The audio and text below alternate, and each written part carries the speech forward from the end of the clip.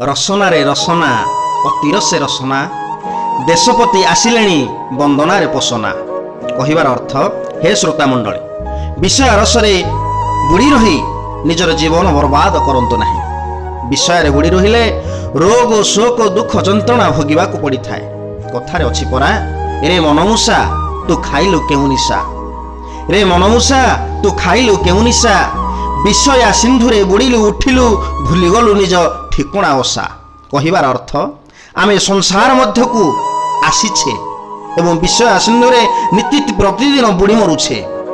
आमर चरित्र रूपक धन को आमे जदि साइति रखी पारंते ताहले आमको संसार रे कोनोसी भय रहंता नाही। कथारे लोकप्रवाद रे अछि थिले ताउ पछे धन हजार चरित्र नथिले सब सार।